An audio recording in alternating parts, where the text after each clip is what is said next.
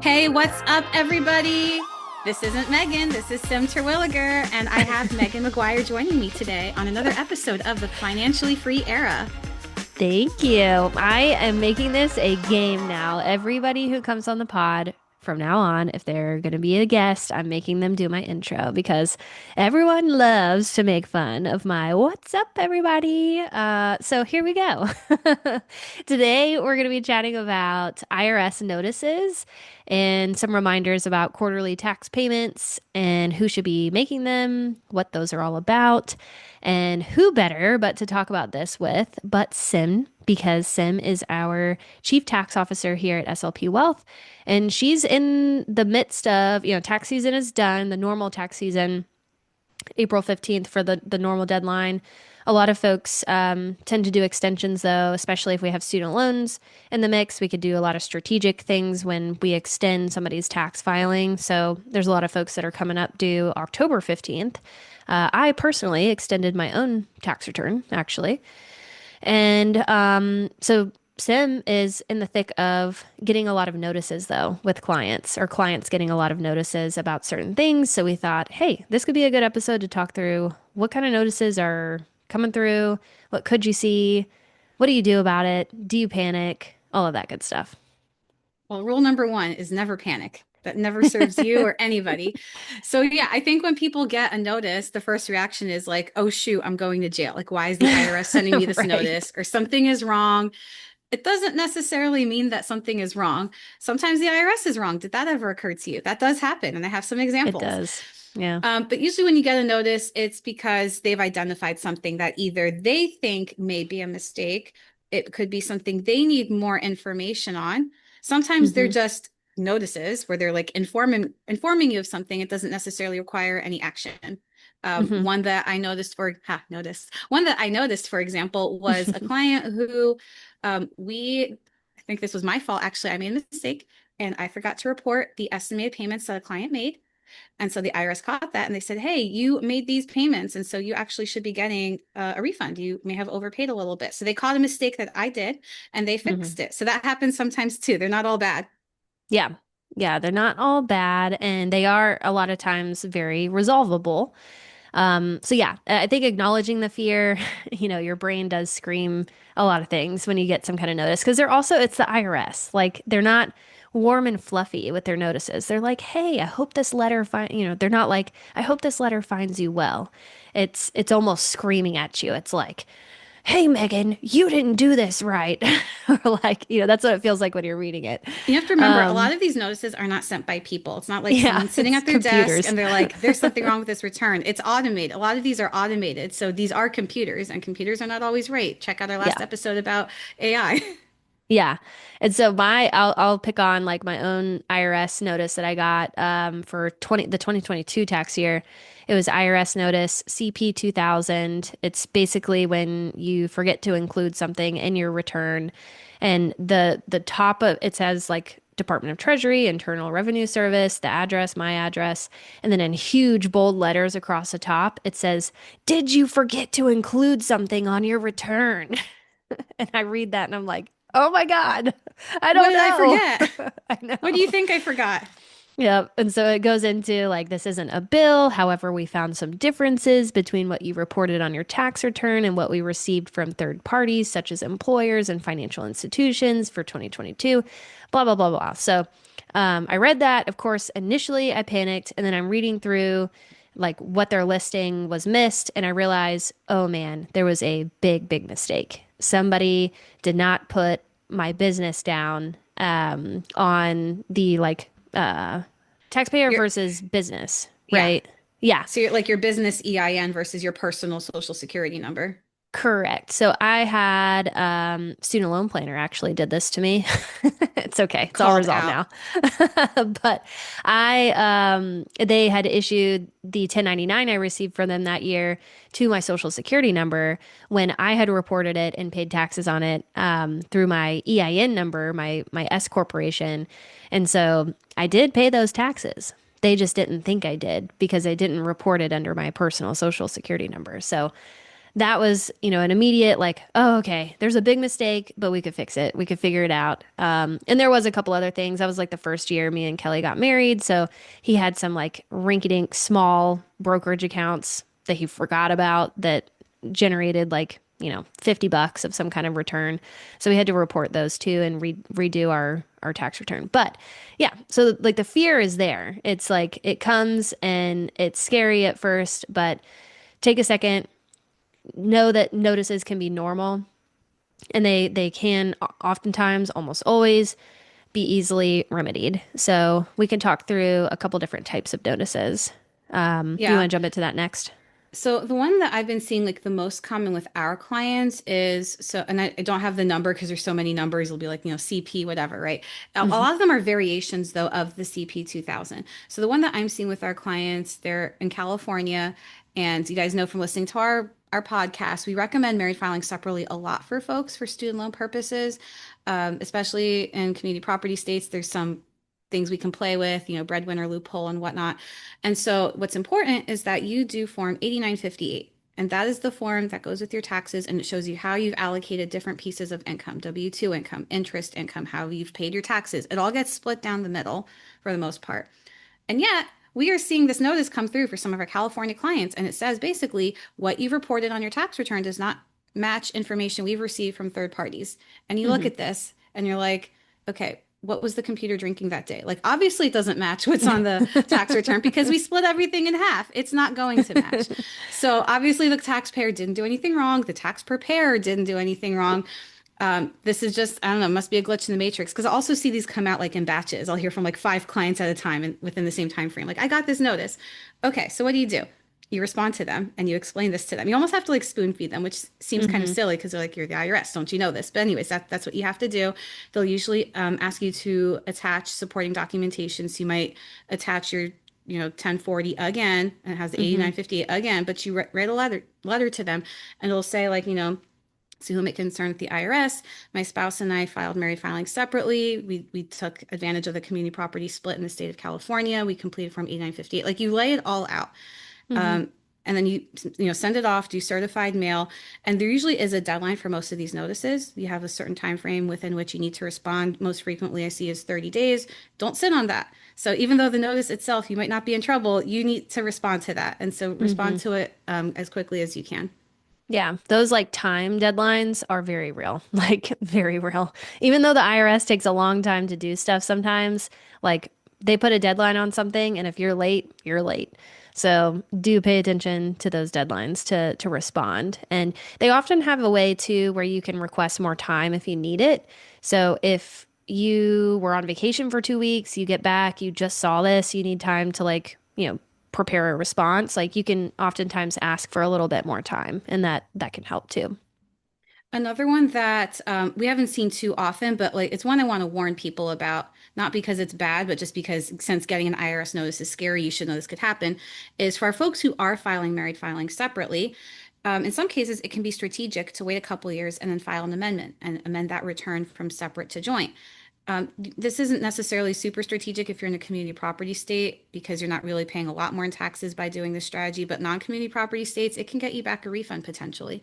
And so you probably want to do this, at least if it can get you back 2000 or more, but it can trigger a notice that's basically an identity verification. They want to make sure it's actually you doing this. They want to know, is this taxpayer the one that's doing married filing separately to married filing jointly? That's not a biggie. They're actually looking out for you. They want to make sure you're the one that's doing this amendment.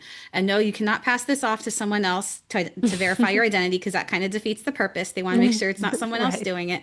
But I do see that this could be one thing for our folks who are doing amendments, just to be, watchful of this. Like you could get that kind of notice and make sure you respond to it. It's not a big deal. Hmm. And it's, at the end of the day, it's probably a good thing too that they're doing like this background, like back check, just to make sure that, because people do file fraudulent returns, and that is a really bad situation to find yourself in. And so it's kind of nice that they're doing a little bit more due diligence on verifying, like, hey, are you actually amending this return? Is it you? And it's easy to verify that you are you. Yeah. Now, what can happen if you don't? So, I have an example. This just happened this week. I heard from a client, they got a notice And they didn't send me the notice. They sent me an account transcript and I can see the whole history. And apparently they got the notice like almost a year ago. It was a very long time ago. Mm, I don't know if they responded to it or not. I'm inclined to think they didn't. That original notice probably said something to the effect of they owed like $600. And I don't know if they did because that could have been a mistake that we could have addressed if we knew about it. Maybe they made the payment and it was like misapplied. Like I don't know what happened to that 600. We could have looked into it, but because so much time had passed, there was penalties, there was interest, and then it got sent to collections and it mm, grew. And so now it was almost like $800. And at this point, I'm like, that's probably the juice isn't worth the squeeze. Like at that point, just pay it and move on with your life because it's in mm-hmm, collections. But that's the importance of responding in a timely manner. Also, because if you have someone who's helping you do the resolution work, they need time to look into it too. So you want to be like, as soon as you get a notice and you're working with someone, like let them know that you got a notice. mm-hmm. Yeah, that's a good insight. Maybe something worth mentioning because people do move addresses, their contact information can change. You can create an account on irs.gov and you can update your contact information and you can opt into electronic correspondence, right? Is that how you understand it too? Yeah, there's a way that you can respond to some of these notices online. Mm-hmm. So if you're going to do mail, always do certified mail. You want to keep records of everything. Yep. Yeah, and then have access to your online IRS account and then keep it updated. So if you move or if your name is changed, like that's something that, I recently went through with marriage, which was kind of interesting. If your email has changed, like make sure that stuff is all up to date because the IRS is not somebody you want to not be able to find you easily because you want to find stuff out timely when it comes to the IRS. Or if they're sending you like a paper check, like a refund, that's a good Yeah. thing. You want your refund, except what if it goes to the wrong house? This happened to Yeah. one of our clients and just be kind to your tax preparers. So tax preparers rely on the information that you provide too. So if you give them an address, that's the address we're going to put on the return. And it's always good to look over, like, because when someone does your return, you still have to look over it, you still have to sign off on it. And so look at everything and ask questions. That's what your tax preparer is there for. They're there to answer questions. We want to make sure the information that's there is accurate because that's information we're relying on. That's information that the IRS is relying on. Mm-hmm. Yep. Another notice that you could get has to do with missing documentation, right? Is that one that you get pretty Yeah, regularly? I wouldn't say regularly, but it does happen and also goes to the usefulness of potentially filing an extension even if you're not a student loan borrower. Sometimes we forget things. Maybe we forgot Mm-hmm. about, like you mentioned with your husband, he forgot like he had this like small rinky dink account. It happens. 1099 work. If you have like, this happens with our 1099 employees, actually they might have like 5 different gigs. Maybe one of them's like super small and they forget Mm-hmm. that they're getting a 1099 from that job and they don't report it, but you have to Mm-hmm. report it. And so the IRS may be like, hey, we saw that you had this income that you didn't report. Okay, that's not great, but you can fix that. Yeah, because both entities are supposed to report this income or these Correct. like tax documents. So, like your employer has a copy that they report to the IRS. You get a copy that you're supposed to report to the IRS when you're filing your return. And so, if an institution, like if you have a checking or savings account that earned interest, they have a duty to, tell the IRS, here's the tax documents for this client. So they have to reconcile. And if they're not reconciling, if you didn't, report it, that's going to be a problem because it's already been reported, right? It's not something you could just get away with not And reporting. let me address this thing that I hear on TikTok finance like all the time, and it like makes me like I don't know, it's makes me want to hang myself when people are like, so the IRS knows how much I owe, and then they want me to figure it out and tell them how much I owe. I'm like, no, that is not how it works. They know some pieces of information, but you have to fill in a lot of the gaps too. If you're doing married filing separately, how do they know which one of you is claiming the kids? If you have a Hmm. business, how do they know how much you have in business expenses? Guess what? They don't. There's a lot of information that they don't have, and you're filling in the gaps, and that's the purpose of your tax return. So yeah, they might Hmm. know how much you mean in your W-2, but it's not like, okay, we know how much this taxpayer has to owe us, and we're going to test them and see if they can figure it out. Not how it I've seen works. that meme. That is kind of a funny meme though, because it's It's like, all over Instagram, and I'm like, how did this? Like, why is this in my algorithm? They know that I hate this. Someone's trolling me. that's pretty funny. Um, Now, identity verification requests. I think you talked about that a second ago, right? Yeah, that's just Yeah. like, hey, verify your identity. That actually happened to me once. I don't think it was through a notice, though. It was because, and this may happen to some of you, one tax year, I was getting a much bigger refund than I was used to. And that was on purpose. That was through some planning I did with, my husband's like side gig. I knew that this was coming. But the IRS didn't want to release it, which, by the way, again, doing me a solid. They want to make sure that, because that looks weird, right? That's not typical behavior for me to get that kind of refund. So they want to make sure it's me. But they didn't tell me that. And so I filed my return and I'm sitting and I'm waiting and I'm waiting. And so I know the wait. I know the frustration people have because I'm Mm-hmm. like, I want my money. Like that's that I want my refund. And so what I ended up doing, and there's a lot of ways you can deal with this. At the time, what I chose to do is I reached out to my constituent services of my local congressperson. I wrote them a letter, put as much information there as I could. Hey, I've been waiting this long. This is my refund, blah, blah, blah. And then within 2 weeks, then I got a notice from them and they were saying, hey, we just need to verify your identity. I'm like, that was so silly. They Mm. could have just told me. But yeah, these things happen. So and that's just to say, because I know a lot of people are waiting for like their return to be processed. There could be a number of reasons why there's a delay. It doesn't mean there's something wrong. Mm-hmm. Yeah.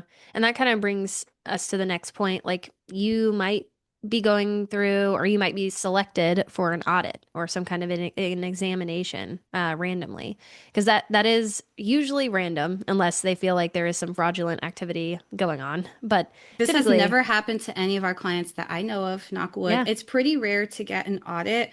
I Mm-hmm. can say that there are certain items on your tax return that may be more audit worthy than others. I have two examples. One is business expenses and one is charitable giving. Those are Mm-hmm. very ripe for abuse because, people are like, hey, I bought these like really expensive Dr. Dre like headphones or whatever. Like, that's for my business. Is it Mm-hmm. though? Like people can just say anything is for their business or charitable giving. And I hope some of our clients are listening because I'm going to put this in the future newsletter. But Goodwill receipts are garbage. They're some of the worst receipts that I've seen. I was It's telling just Megan, proof that you dropped something off that day, that's all it basically. is. There's Yeah. it's a No blank receipt and it value. just says like Yeah. 3 bags. Like there, it's literally that generic, 3 bags. And there's a Yeah. rating system for like, one shirt's worth this and this and this, but Goodwill Mm-hmm. doesn't do that. And so I have clients who will tell me, well, I donated, like that was nice stuff. And like that's $1,000 worth of stuff. Guess what? The IRS has rules about that. If you donate $250 or more worth of stuff, you need a special receipt that says no goods or services were in exchange, blah, blah, blah. And then I think, don't quote me on this, I think if it's worth like more than 5,000, you need an appraisal. So there's Mm. rules around charitable giving. A lot of people don't know them. Donate wherever you want. I'm not saying don't donate to Goodwill, but if you're one of my clients and I see a Goodwill receipt, I'm going to push back on that and be like, maybe Mm-hmm. don't claim more than 250 on that. Maybe, was it really worth what you think it was? Yeah. And it's up to you really to kind of itemize what you gifted or what not gifted, but what you donated.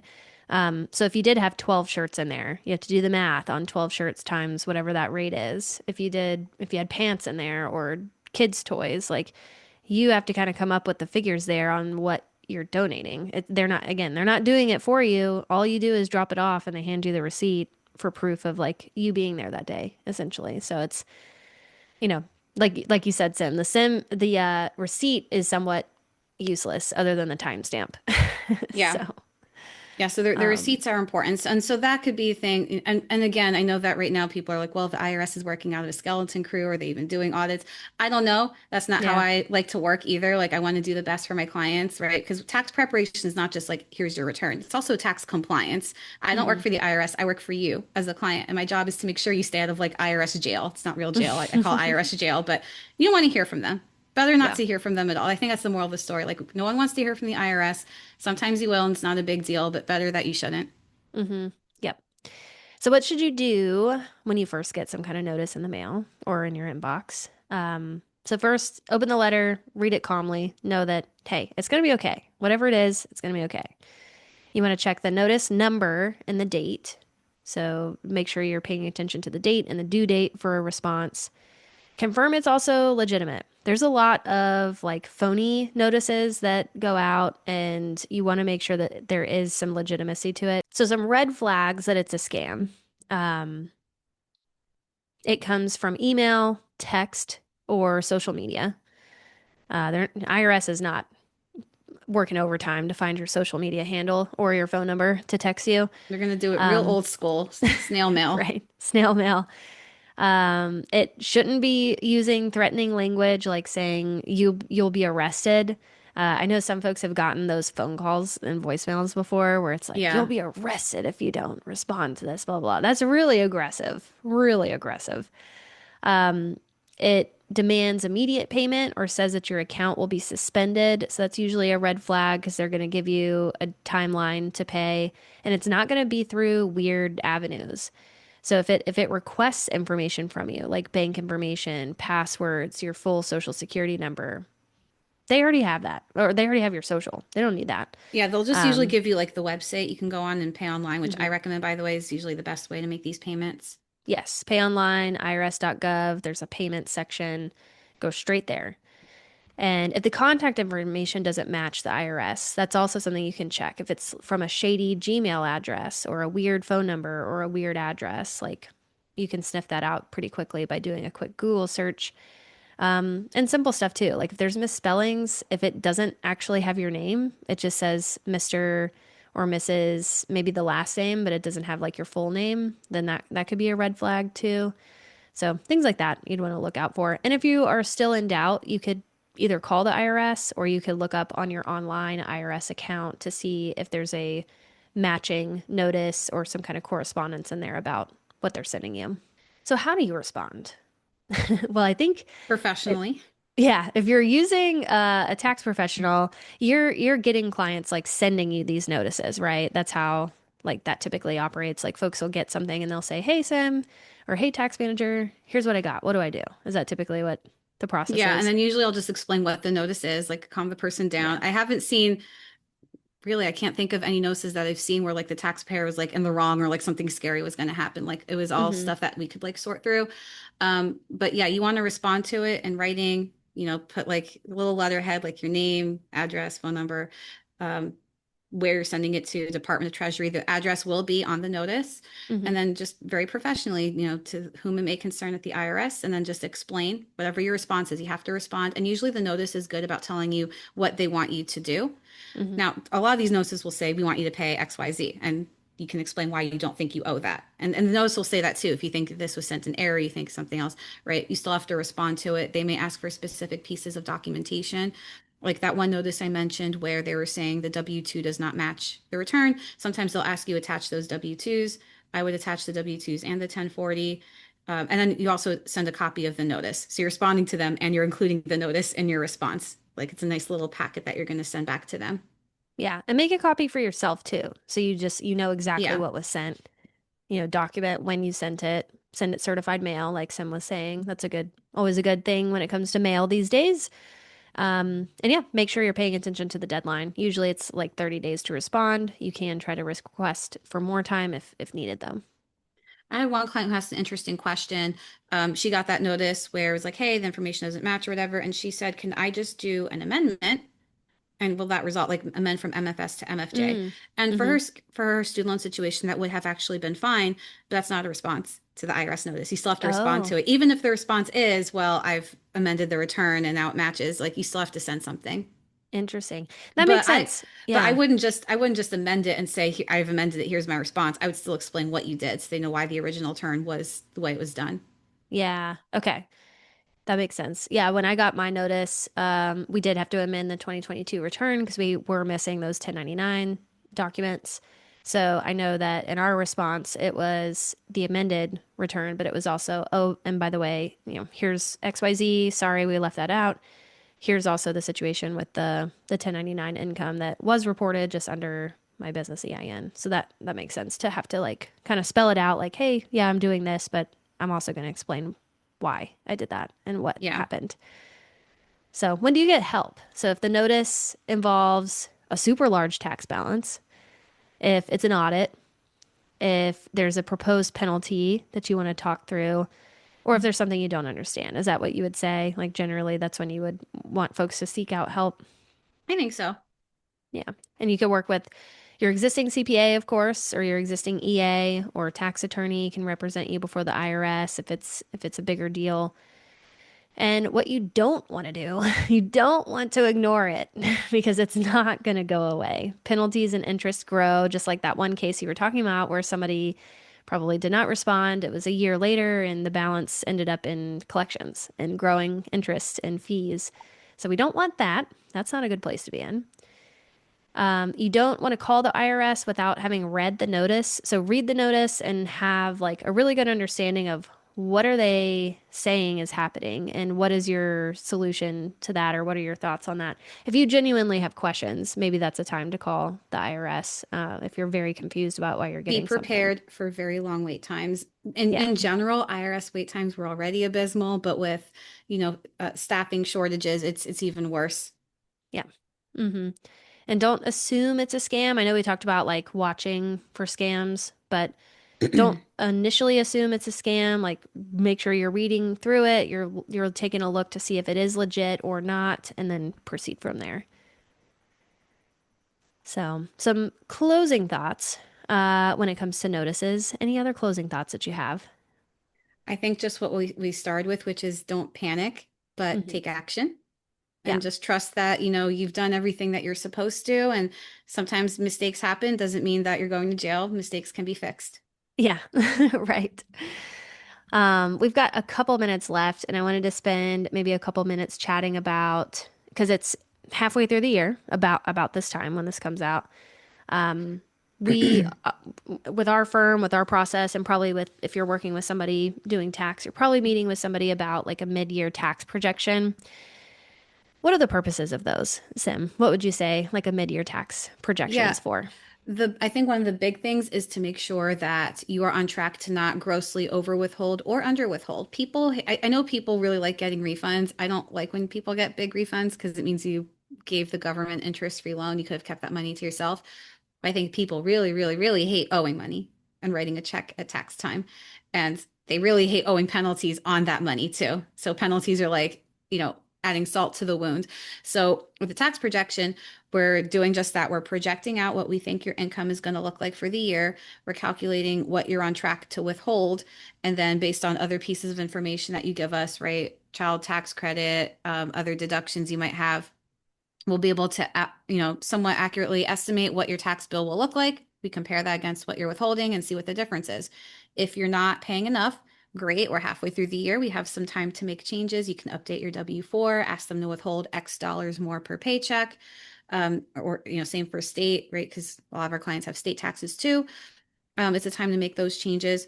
It's also a time for whoever you're meeting with to make sure you're kind of taking advantage of all the available tax deductions and advantages that exist out there.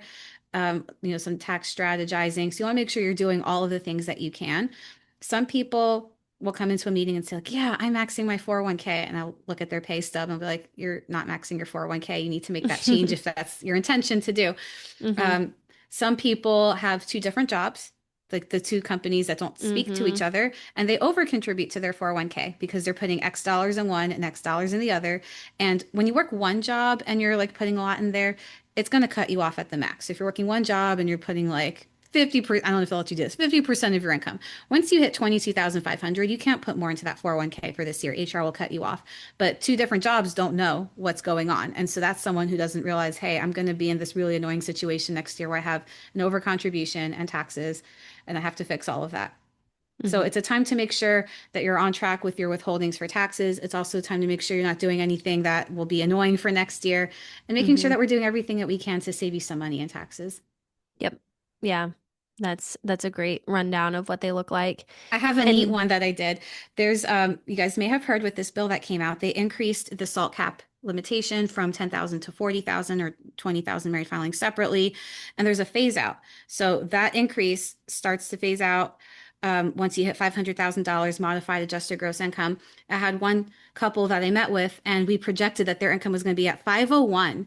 501. And I'm like, that's silly. Let's lower your income a little bit strategically so we can get you this deduction.